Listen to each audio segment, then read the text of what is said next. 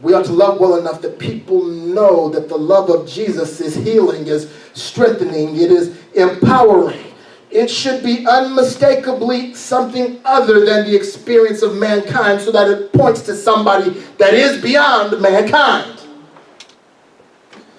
There are a lot of churches in this city, in this nation. All of them have issues, including Disciples of Christ. Some of them are flat out heretical. Some of them are downright hypocritical. And many, maybe most of them, are simply imperfect. All have sinned and fallen short of the glory of God. Interacting within this community, a believer is likely to hear some of everything condemned in one place and some of the same stuff condoned in another one. John tells his believers that amidst all of it, they already know the truth.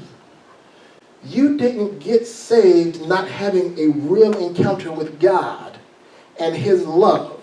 You already know the truth. I know it's confusing amidst the noise. It's confusing amidst what everybody else is saying. But you already know the truth. You just have to have the courage to stand on it. Yes. They have to be able to discern what spirit is driving those who claim to act on behalf of God, and whether or not it's in accordance with the faith. What spirit is driving folks? Now that may hit brothers you know, sisters you know, folks in other churches you know. We pray for them. We don't condemn them, but all I know is that if you don't know how to love people, if you can't treat people right, whatever else deep you claim to have is a little bit suspect. To equip believers for the task of figuring out whether or not it's real, he sets forth a simple question: how well do they love? Do they love like they love the church, or do they love like they've been impacted by God's love? Student, do they love like they love the church, or do they love like they've been affected by God's love? Do they love like they love being pastor, or do they love like they've been changed by the sacrificial love Jesus demonstrated on the cross? Do they love like they love their own piety and self-righteousness, or do they love with compassion that says, I'll step out of my comfort place in heaven into a corruptible body and sacrifice myself to deliver them from bondage? Some folks don't love you enough to get up off their couch and make a phone call when they know you're struggling. Do they love like their world has been changed by the fact that Jesus came in the flesh, lived, died, and was resurrected? Or do they love like they were told it happened and are willing to go along with it if it gets them into heaven? Herein lay the difference between the real and the fake. The difference is not in the size of the church, the pedigrees, the callings, the titles, the prosperity, eloquence, intelligence, or any other thing that people identify with power. Standing alone, taken by themselves, those things are forms of godliness that deny the power thereof. The Spirit of God, the power of godliness, is the power to love when there is no reason to love. Paul talks about form of godliness, deny the power thereof. Talk about it all the time, preach about it all the time, never actually talk about what the power of it is. The power of it is to empower you to love folks when there's no reason for you to love them. When people won't take time with them. When your own reason says they're not worth it. Right. I got to. Why? I don't know. I just have to. Yeah. I'm compelled to. I got to check on them. I got to see them. I at least got to talk to them like I'm a child of God.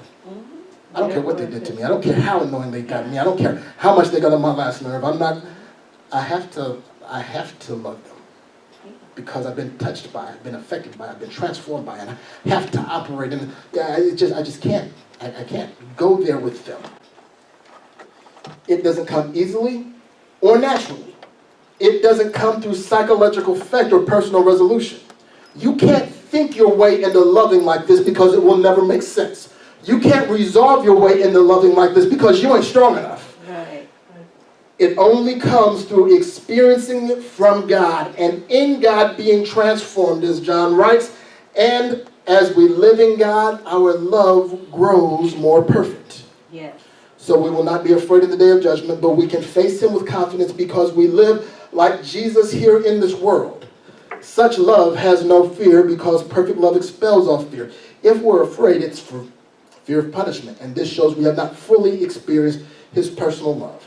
This is how I know I've been changed. This is how I know that the angels in heaven sign my name, not because I shout, not because I don't do the things I used to do, not because I don't go the places I used to go, not because my skirt hits the floor, not because I wear a three-piece suit, but because I love differently than I ever wanted to, and sometimes even want to. Now I just have to. I can't help. I have to treat people a certain way, or I can't be okay with myself. Right. Let me help you out, because we don't all get this right.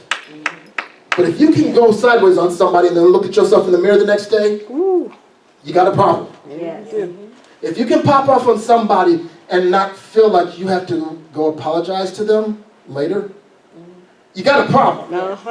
Yes. If you can ignore somebody because who you know needs help, because they treated you some kind of way, something, and just keep walking and see them on the ground bleeding, struggling, and that's what you get, you got a problem. Yes.